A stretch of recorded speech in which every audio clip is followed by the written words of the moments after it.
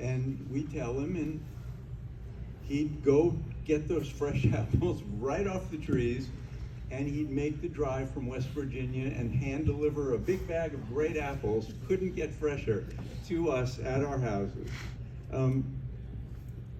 He loved all four of my corgis that Susan and I have had, going all the way back to Annie, and they all loved him. And as we know, dogs are very good judges of character.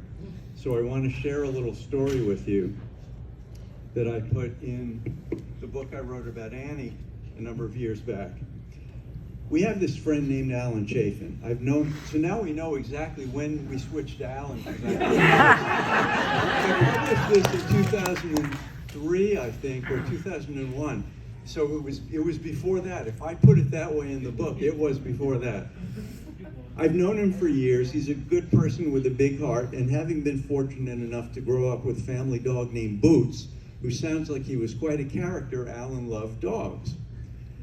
Also, owing to a peripatetic childhood as a Navy brat and some globe-trotting time in the service himself, Alan had this disconcerting penchant for up and moving to far-flung parts of the country for whatever reason. At one point, he decided to return to Maryland from a self-inflicted tour of hard time in rural Blacksburg, Virginia.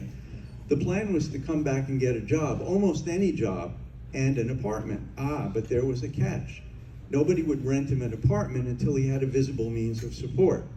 He figured he could get a job fairly quickly because he would do almost anything. I never met a guy, he wasn't proud. If it was a job and he could do it and it paid him, he would take it, and he knew something else would happen down the road.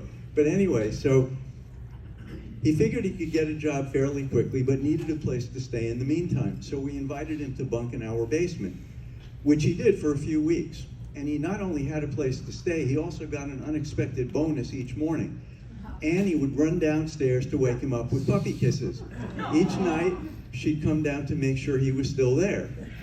And even after he moved out, she'd go downstairs pretty much every day to see if maybe he'd come back. Annie had known Alan before, but they developed a special bond during his time as our house guest.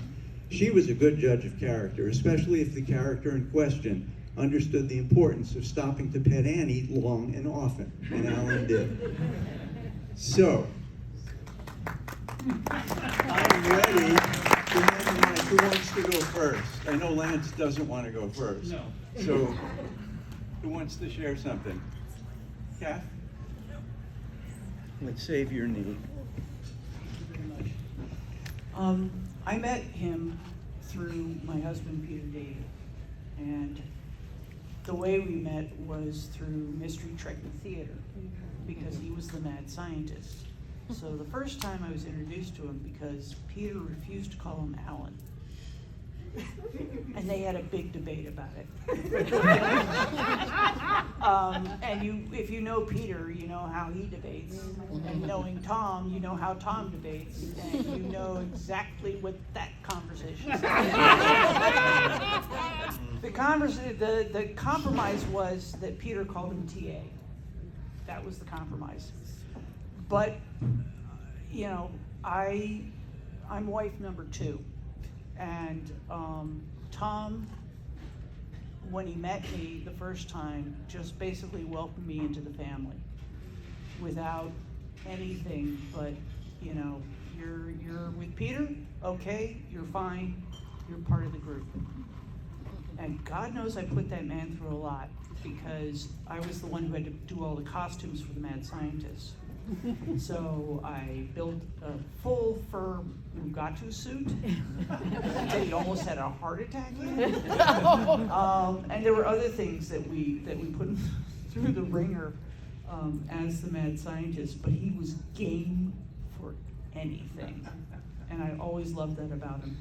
Last time I saw him was at Farpoint, and we actually got to talk for about half an hour. At the end of it, he gave me a very gentle hug, and in my ear he said goodbye, because he knew it was the last time he was going to see me. And that just affected me a lot. So he was a good friend. He was an amazing mad scientist.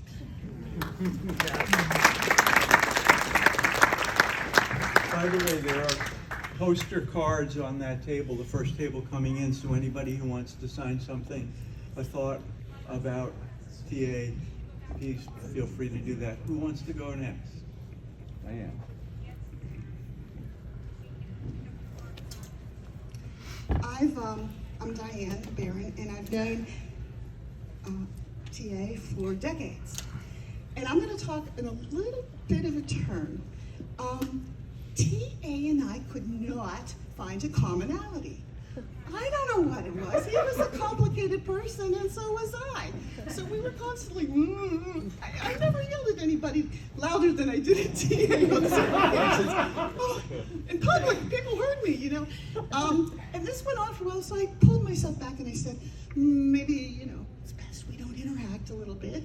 And about 4 years ago, he calls me and he says, Diane, I need to talk to you. And I said, sure. He goes, I want to meet you. So I was at a con the next week, and he came. He wasn't even attending it. And he came to me and said, I need to know what's wrong with our relationship. He says, because I want to fix it. I don't want it to be this way. So I gave him examples of certain things that had just set me off. And I explained to him, because he didn't really understand the nuances of it, but he did by the end of our conversation, and he apologized from the bottom of his heart. And I have to say that somebody is a big person who can admit to some things that they might have done wrong or were perceived in a certain way. And so over the last few years, I got to know him better and better.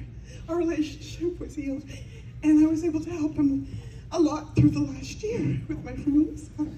And it was a good thing. And I'm so glad that we reconciled after all that time. Now, I want to show you, if you haven't received any of these memorial cards or whatever I've made, please make sure to do so before you leave. But to Alan's family, I saw this last week on the internet, and I said to myself, what better way to illustrate Alan right now? He's riding the waves through the cosmos. That's our Alan. I wanted to give it to you, Steve. You're welcome. Who would like to go next? I'll take this.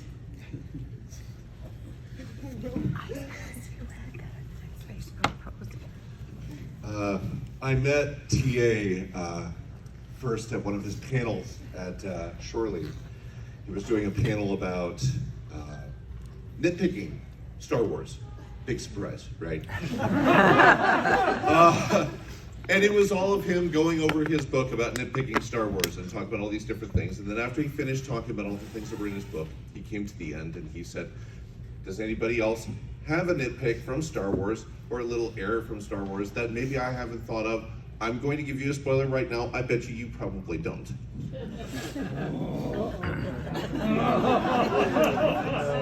I raised my hand.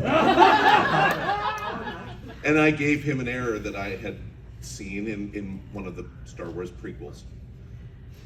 And I'll be damned, TA just looked at me and went, I haven't seen that yet.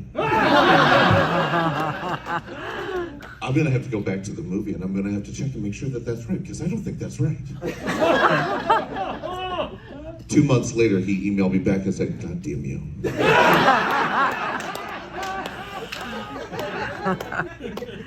So that's how I met him. We became friends from there.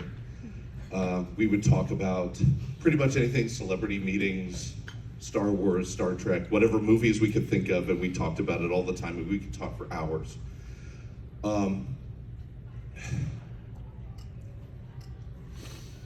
The last time I talked to him, you know, TA was going through what he was going through with cancer. And I was going through cancer too. I went through cancer all year last year. And I started developing a lot of guilt because Alan wasn't getting better, but I was. And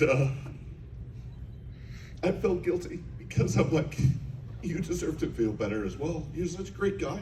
He deserved to get better. Why am I getting better and he's not? And I held that guilt for a long time through that year. And I got to see him, my last time seeing him was at Farpoint. And he started talking to me, and at one point, he got really quiet. He looked up at me and he said, Chris, you know what? I don't know if you need to hear it or not, but I'm going to say it anyway. I am so glad you're feeling better. And I still have a little bit of that guilt, so I'm not going to lie to you, I still do. But TA got to me that time, and he really lifted a lot of that weight off of my shoulders. So all I can say is, to his family, I'm so sorry for his loss. I know he's with you. I wish he got better like I did. But I'm always going to remember him, and I'm always going to remember that he helped to alleviate a lot of that guilt that I was feeling. So thank you.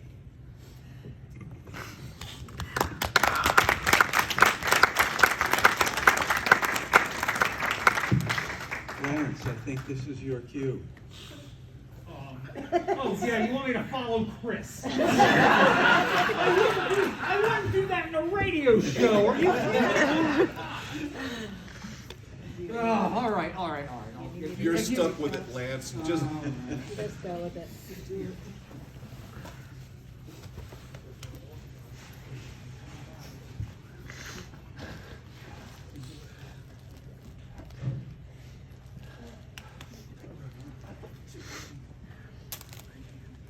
All right. He brought props.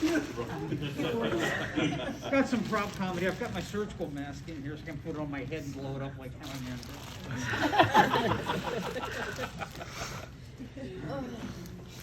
I can see about getting you a glove if you want, Lance. Not yet. In fact, I don't know if you'll need to hold it at all, because let's face it, you know me. I can project. All right. Unless people prefer, I can use them. Yes, sir. Go for it. Go for it. Okay, how's this? How's everybody doing now? Okay. For those of you who don't know me, my name is Lance Woods. I was friends with TA. I called him TA because he used to use that as his pseudonym for writing, and I was a writer myself, and so I said, writer to writer, I'm not calling you Alan, but I'll call you TA. How's that? He said, that works for me. So TA was my friend for over 40 years. We met in the 80s, probably out of shore leave. I don't remember offhand. But last time we saw him was in April.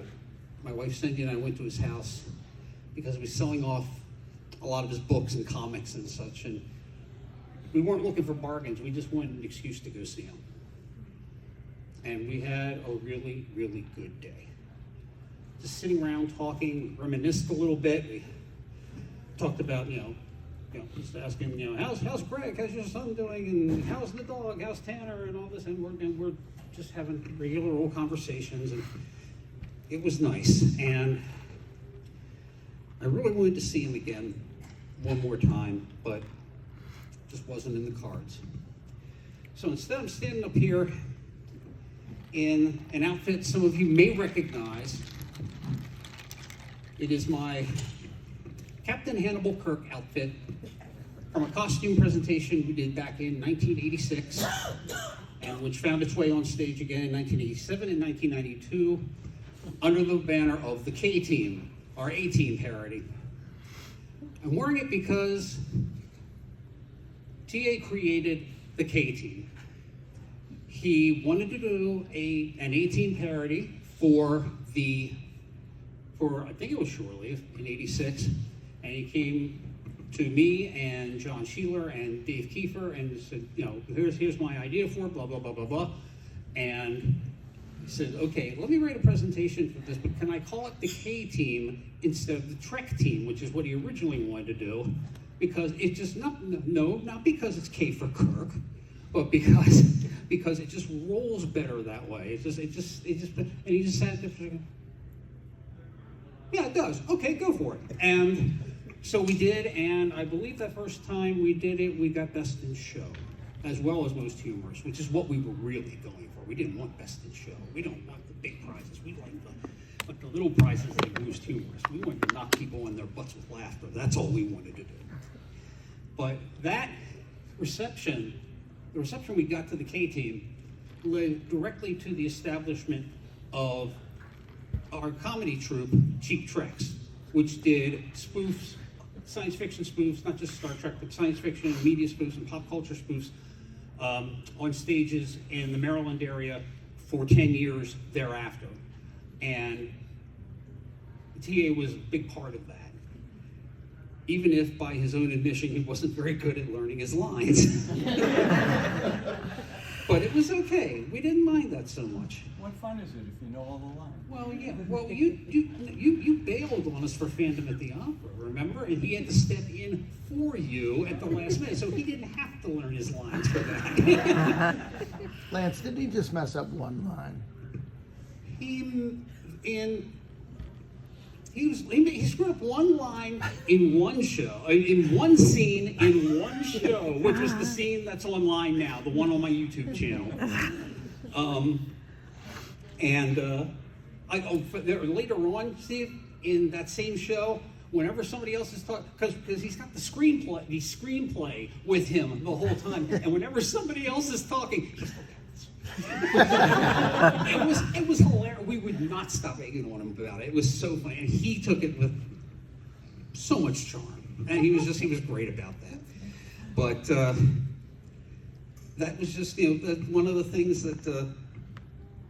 So that's why meanwhile, back at the point, that's why I decked out in this today. But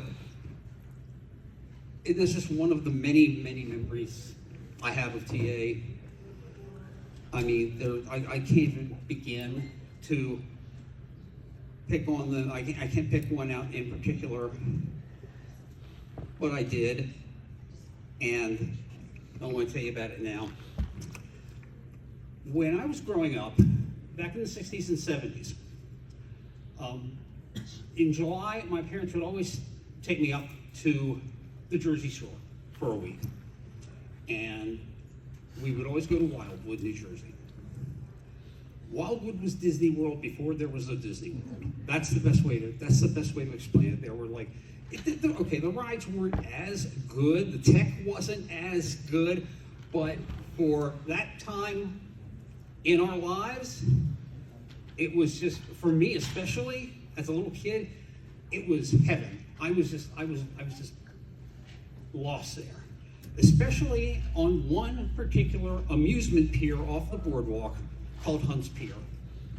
Hunt's Pier had what they call super custom rides, which meant they spent a little bit of money on paper mache animatronics, and often, again, as a little kid, they looked amazing. That paper mache rhino is chasing those mannequins up a tree. He looks so cool, it was just wonderful. And one of the rides there, one of their super custom rides was called Jungle Land. And it was essentially a river ride, not like the Disney one, much more confined, much smaller scale, way smaller scale. Look it up on YouTube or something. People still have home movies of it. It's a riot if you watch it. But I loved it. I absolutely adored it. It was you would ride through on these like African Queen type boats, and each of the boats had a nameplate on the back. And there was the Jungle Bell, the African Queen. They actually had an African Queen. The Congo Kitty, and there were some others, but I can't remember what they were. And even after I got too big to ride those things, I would walk on the pier in my 20s just to feel it again, just to hear the sounds, because a lot of the sounds had not changed, and it was just absolutely wonderful. And then we went up in 1989, and it was all gone. The pier had been sold, and the new owners just demolished everything. It was all gone, and cannot begin to tell you how I felt at that point. I feel, I still think back of it, and it still chokes me up some. And I did a little walking around Wildwood, and I found the Hunts Pier graveyard, which turned out to be behind a theater that had also closed that was right across the street from the pier. And there were so many old rides that still had not been demolished. And among them were my Jungle Land boats. Now, I didn't have a trailer on the back of my car, so here I am. I'm thinking like a 5-year-old. I'm 28 years old at this point, 27 years old. I'm standing there trying to think like a 5-year-old. How can I possibly get one of these boats lashed to the back of our car and drive it 3 hours back to the house without anybody seeing me in broad daylight? Didn't have a trailer, couldn't afford to get a trailer for it, and it was just, even more, the frustration was just growing, and it was just, I was so, and I felt like, if you remember the scene from the '89 Batman, I felt like Bruce Wayne in Crime Alley when he drops the flowers to remember his mom and dad. And I had to walk away, but it stayed with me for a very, very long time. And a couple of months later, I was talking with TA, and I told him this story, and I told him about, I didn't have any tools with me. There was no way to get the boats. There was no way to get any of the stuff like roller coaster cars or anything off of them, and I was just miserable. And I think that was maybe that might have been July or August. The following month in September, my birthday rolled around. And I think we had a couple people over to the house. And TA walks through the door with this. This is the sign from the Congo Kitty.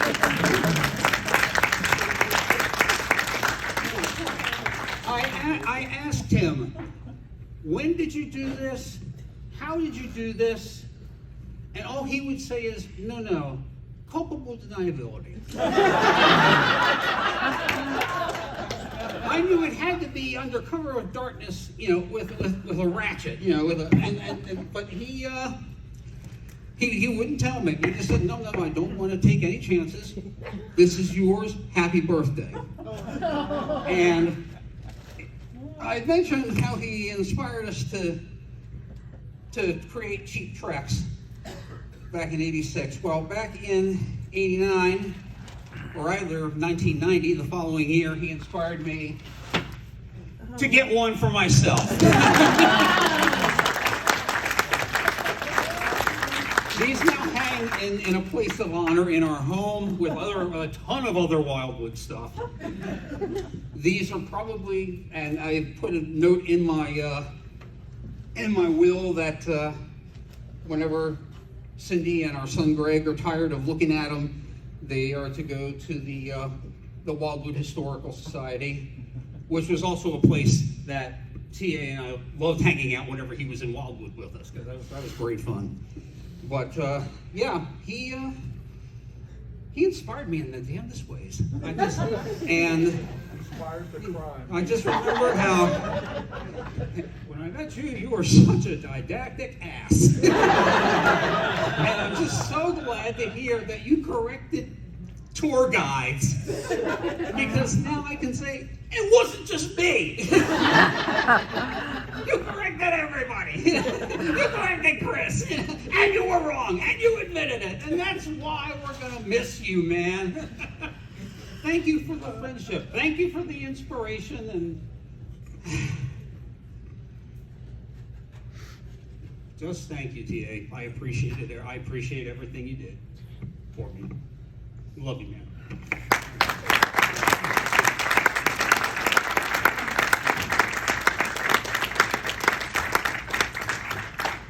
So Lance, the boats are in the yard, right? I wish. I did try to purchase one, but the new owners would not give me a price, and they were like these fast-talking bandits, and I just, I could not do anything. I called them from my workplace at the time, from Arbitron, and I said, hey, how much you want? How much you want? I couldn't get anywhere. So, no, as far as I know, the boats are gone. I know the Historical Society has one of the coaster cars, the coaster trains from the Hunts Pier Flyer, which was like a signature roller coaster that was on the pier. So at least it survives, and as long as I look at these, I cannot look at these ever without thinking of TA. So. Who would like to follow that? I'm crazy, I know. I want to follow Lance. It's not hard. I'm Lisa, and I first knew Tom because I met him when I was 15 years old. He was 16 years old. So I may have the distinction in this room of knowing him longer than anyone besides his family.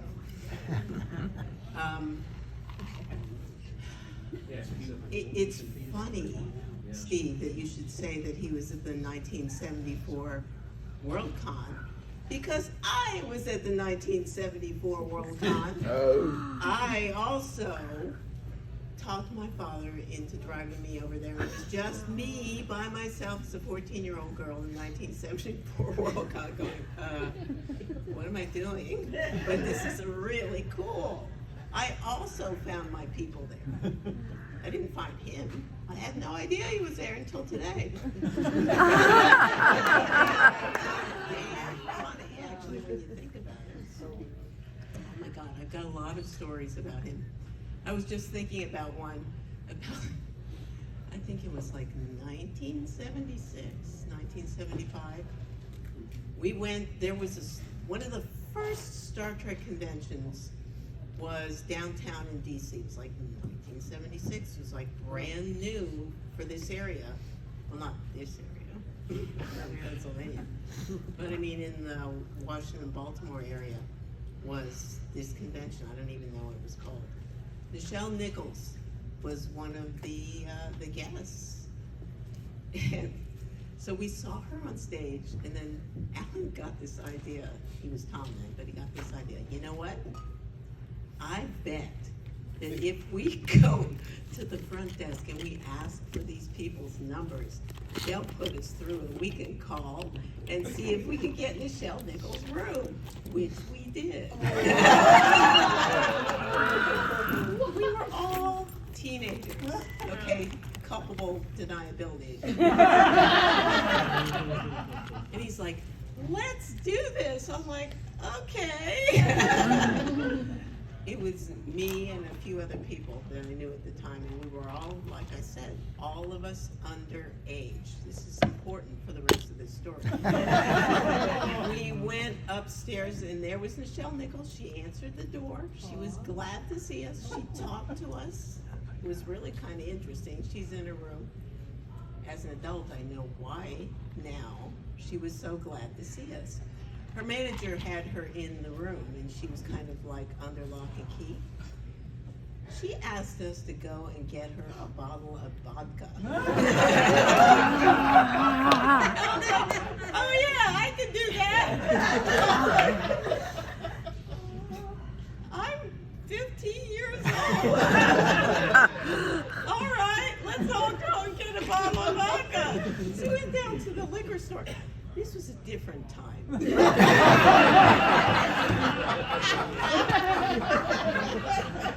I swear I was getting alcohol with my boyfriend and not being carded. And they're like, sure, here you go. We got that bottle of vodka. We went back up to the room and said, here you go, Nichelle, here's a bottle of vodka. Of course, we were so young at the time. We had no idea that she might need mixers or anything. Drank. We never even drank at that point. She's like, here's your bottle of vodka. She's like, yay, thank you. And then we leave, and then, you know, we see her later on stage, and she's just a little. Oh dear. And she's like, it's a lot, Tom. That was an experience. But the thing I remember, because this theme of helping people just comes back to me over and over again. Alan and I had our differences sometimes because he was a strong personality, if any of you knew him. He was a good man, but he was also strongly opinionated person. Stubborn. Well, he was many things. But, you know, we knew each other in high school and in my early years when I was in college, and then I got very serious and I was too good for any of this. And he went on to fandom and I went on to being, well, you know, he knows, see, my ex-husband Royal. Yeah, I was very serious once. Not anymore. But anyway, so anyway, 15 years old, I had a serious bout with kidney disease, and I was hospitalized several times in and out.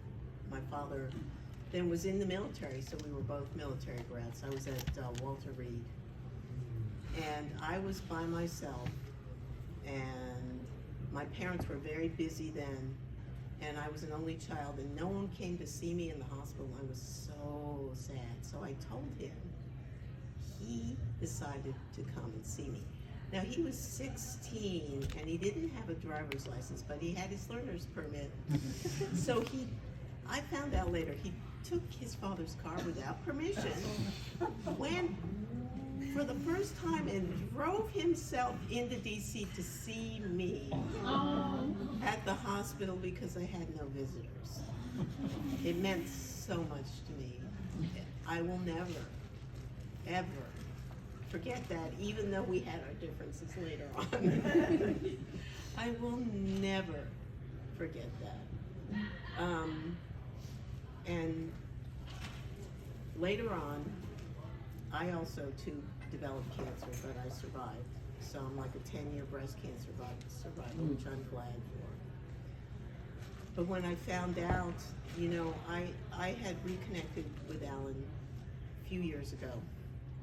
When I found out that he was so sick, I said, listen, I'm gonna be here for you. So in the last couple of years of his life, I was always trying the best I could from distance to help him. Because, you know, I feel cancer sucks. It's taken too many people I know. And it's like, if I can help you in any way, because I have somewhat of a medical background, I was trying to help him, trying to figure out things. I remember before he went to Far Point, I said, have you been vaccinated for everything? Make sure you're vaccinated, make sure you have a mask. He said, yes, Lisa, I'll do that. He was always so grateful to me. He said, I want to thank you so much, Lisa, for everything that you've done for me. It was just so, it meant so much to me that he was so kind about that. One of the last times I saw him was when he was like, when Lance and Cindy had seen him, when he was selling some of his merchandise. Diane and I went to see him. I wanted to see him, not to see any of his things, but to see him. And one of the last things he said to me in person when I was there is that he was concerned for Diane's health, and he wished he wasn't so sick because he would be able to do more for her.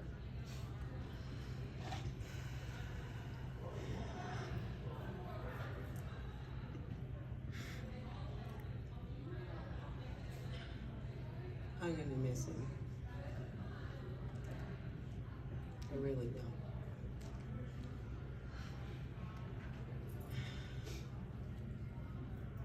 just going to think about the early years when I first knew him, when everything was so bright and everything was so alive for all of us. But I'm so glad that we're here today. And I'm so glad to meet you and his family. It's just lovely. Thank you.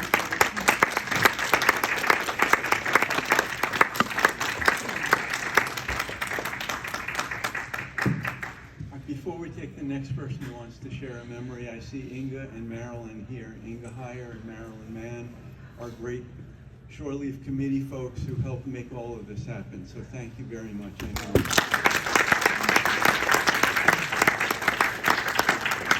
So who wants to share something? For helping make Shore Leave happen. And it's hard thinking of it as Shore Leave without him. Yes, it is. I keep looking for him. Yeah. Because you know what conventions are like. You just keep bumping into people. You wave, passing in the hallway. Let's get some food later. Yeah, it's weird. So who wants to go next?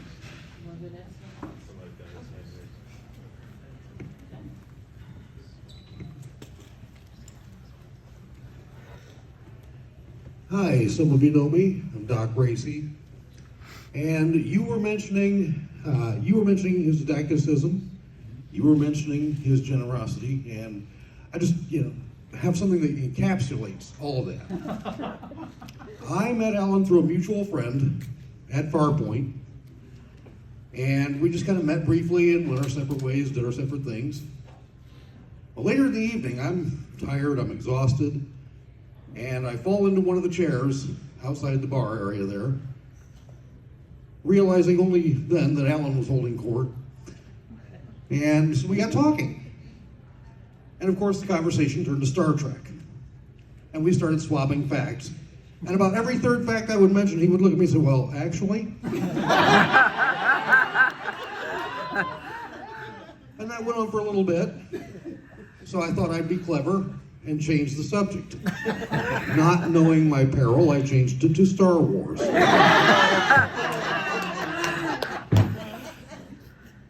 Well, actually. And I thought, oh, man, this guy's gonna drive me crazy. He's gonna drive me out of my skull, correcting everything, even though he's right. So, but we continued the conversation for a little while, and then I eventually went on my way, he went on his way. But we would talk whenever we met, we'd hang out a little bit. But I still thought, yeah, the guy was gonna drive me nuts. And then one day, I found out about something that he did, something very selfless and very, actually strenuous that he did for someone. I'm not gonna tell that tale, it's not mine to tell, but I found out about that. And my attitude about him changed 180 degrees. Because that's when I saw, what Alan really was. He was a very selfless and a very generous individual. And I thought, okay, yeah, I want this guy in my circle. Later on, he went with us a couple times to Ticonderoga, New York, to the Star Trek set adventure, which were wonderful trips, had a great time. And of course, we talked about Star Trek and, well, actually. But I never forgot that Alan was, at base, just an incredibly giving person. And that was what I really treasured about Alan, was the fact that he would do anything for anyone at a moment's notice. He would drop everything he was doing to run to help. And so, Alan, thank you so much for being a part of all of us.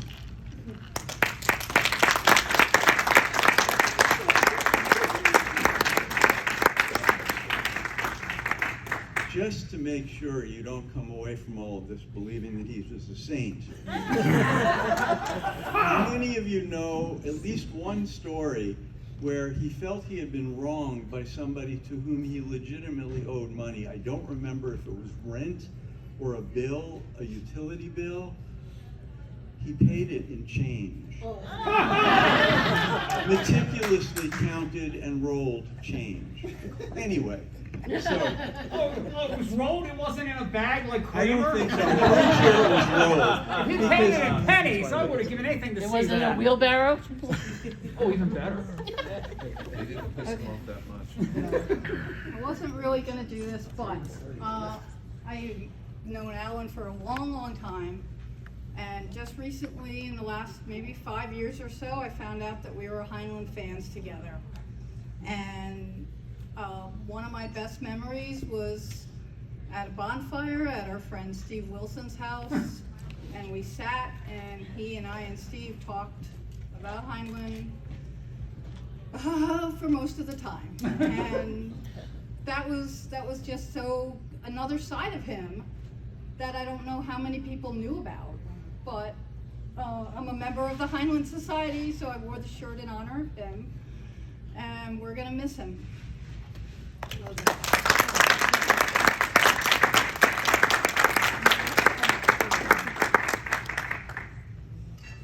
I'm sorry. Thank you. I wanted to give you a hug when you were standing up there. I'm Neil. I don't have any great story about him, but just some memories. I remember one time at Far Point, I was going to the restaurant there, and I think he was sitting alone, or I was sitting alone, one or the other, and either he asked to join me, or I asked to join him, and we just had a quiet dinner there. Two of us just chatting away, just fans right there, and often at Far Point or Sugarloaf, we just sit around and chat, and often find him, somehow at the masquerade, just sitting right next to him, sitting and chatting about what's going on, just two regular fans just enjoying life there, and it's just great. And also the some of the auctions there, the delight that he would have in spending money for charity and getting a priceless book, which was just just amazing. How eager he was to find something there, and sat at some tables with him there, just enjoying with his enjoyment of everything that was going on. He will be missed.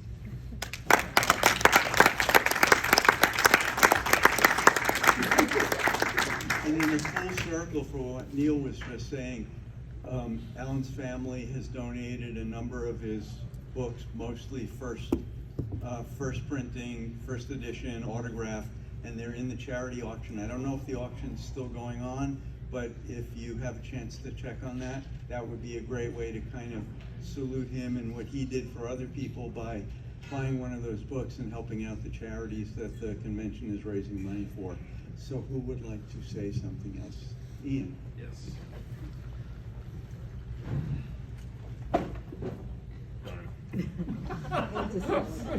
Sorry. That's all right. I know. Thank you, Howard. Yeah, so, hi everyone. My name is Ian. Some of you may not know me, but may have seen me around on the convention here. My girlfriend Laura and I have been a fixture at regulars at Far Point and Shorely for about 30 years now. I only got to know Alan relatively late in his life. I did not know him quite as well as you all did.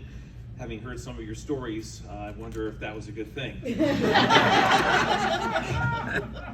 But I remember one of the first times I met him was during a panel discussion that he had. It was about computers, I think, and his co-host couldn't make it. So as we were talking during the lead up to when it was, I informed him that I designed some of my own, or built some of my own systems myself. So he was nice enough to actually invite me on and be his co-host for that panel. So I thought that was really cool. And between the two of us, I hope that we imparted a lot of knowledge to a lot of people who had questions about what went into designing and building their own systems. And so I really did that. Again, like Alan, I like to help. So I'm glad to pass on any information that I had, and that was, I think, something both of us had in common. Ever since then, I always made it a point to go to his Star Wars and stuff panels over at Far Point and at Shore Leave.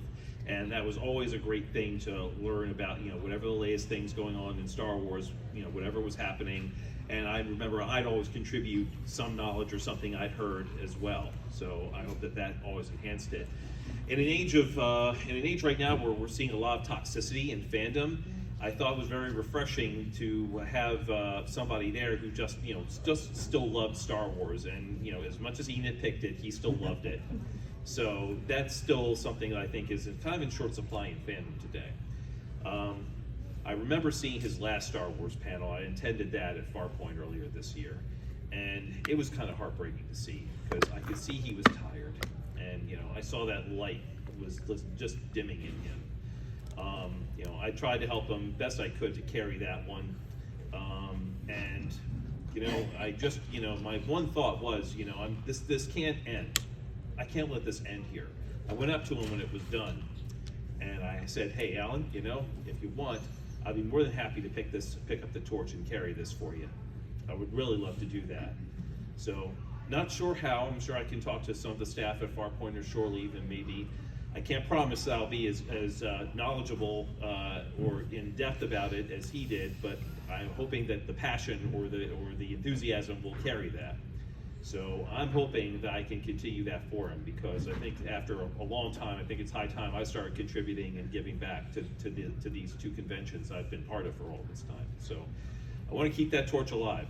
I want to carry that flame. So thank you, and I hope I can do that.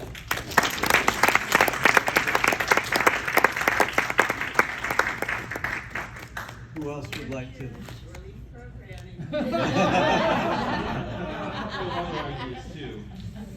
Yeah, you better look in the room first before you make a commitment, Ian. Would anyone else like to share something?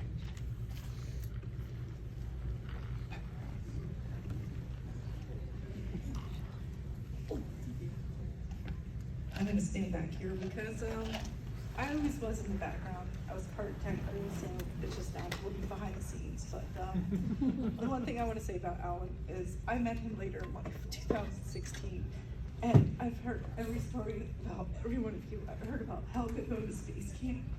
I've heard about June and you guys going to Star Wars. Howard, corgis. I've heard every story about everyone in this room, how much he loved you guys. So my house, Alan's known as Uncle Alan to my son. And he always wanted to show him magic tricks. So of course, he showed him the cup with the piece of paper. And for weeks and weeks and weeks, there was water all over my house.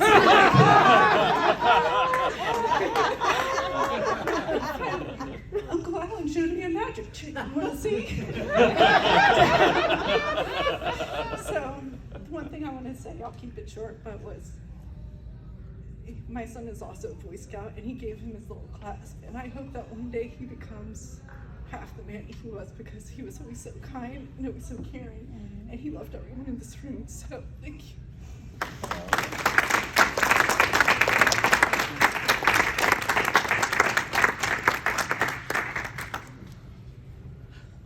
Okay, who else? Renfield.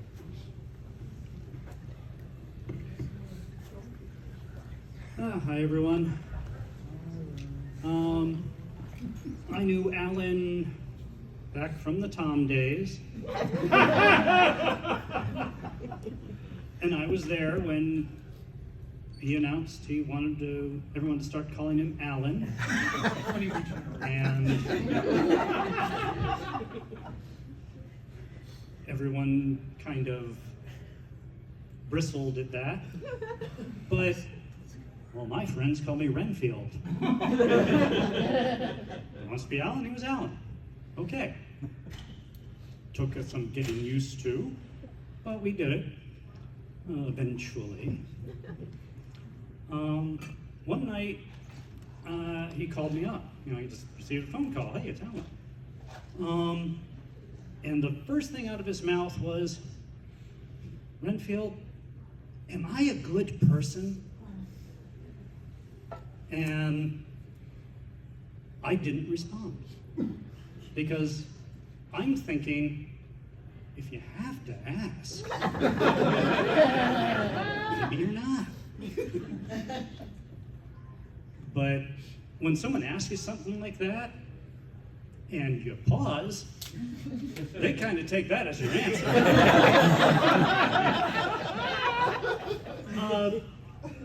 But I asked him why he was asking, and I got the story out of him.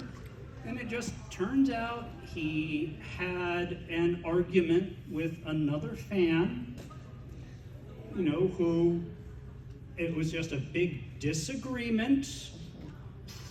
I can't remember exactly what, probably a piece of trivia. I swear I'm innocent. I had nothing to do with it. No one can prove it. But the argument really escalated, and the other fan really, took swipes at Alan's character, called him a jerk and several other choice words. And, Alan took that to heart. And I eventually got the name of the other fan out of him, and I just had to say, wait, who? You care what one of the most notorious a-holes in fandom thinks about you? And, he just said, well, is he right? Was I wrong to, bring this up? And I'm saying, look, you two had an argument. What he thinks is immaterial, and I brought it back to his question. You're asking if you're a good person. And if you have to ask, maybe you're not. But if you never ask, then you have answered your question. And Alan, you're a good person. You have proven that time and again. I hope I assuaged him. He seemed much cheered up when we ended the call. But I, rarely told, people about that phone call. He was a man of self-reflection, and every interaction with other people he thought about, and he wondered if he was doing right by other people. He didn't care what they thought about him. He just wanted to know if he was doing the right thing. So thank you.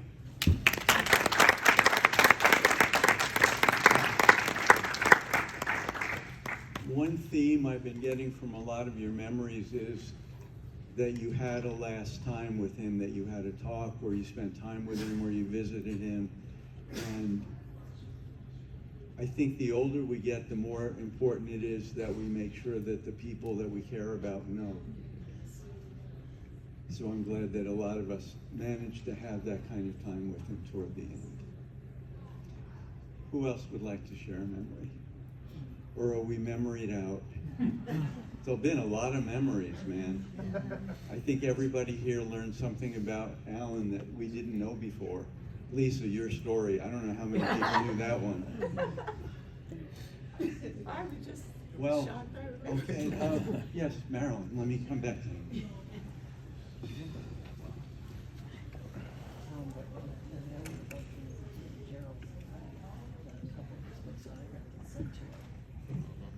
Hi, I've known Alan by every name he ever went under. And I was always so darn bashful, it intimidated me because I didn't know what to call him. Fortunately, nothing intimidated him, which is probably how we ended up being friends, because I was too shy. And I'm listening here tonight. The one thing that really struck me is there's not one person in this room who hasn't admitted that he was a pain in the ass.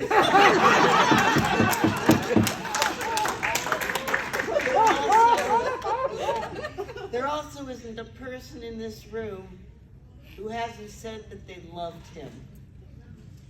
Because that's the kind of guy he was. And with Renfield talking about his self-reflection, it's so true. Because I was doing the programming for Shore Leave, and sometimes he'd be upset about a time or upset about something with the show. And it's always because he was such a perfectionist, and he cared so much about what he was doing and wanting it to be exactly right, and he was passionate about it.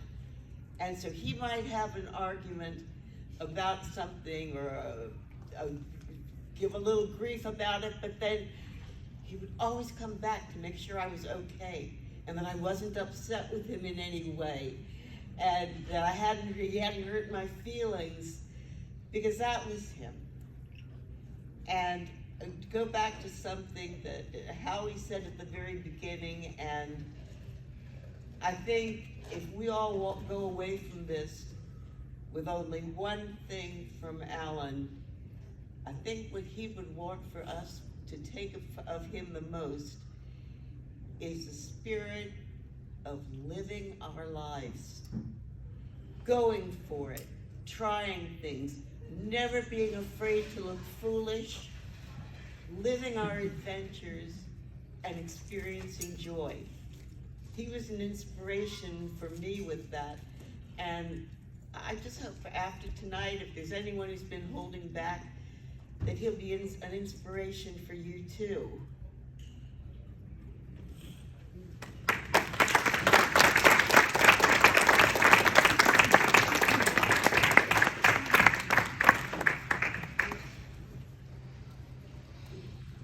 We don't want to leave anyone out, so, okay. Steve and Robin and the rest of your family, thank you for sharing your brother with us. Thanks very much. And thank you all for coming. Thank you. Thank you.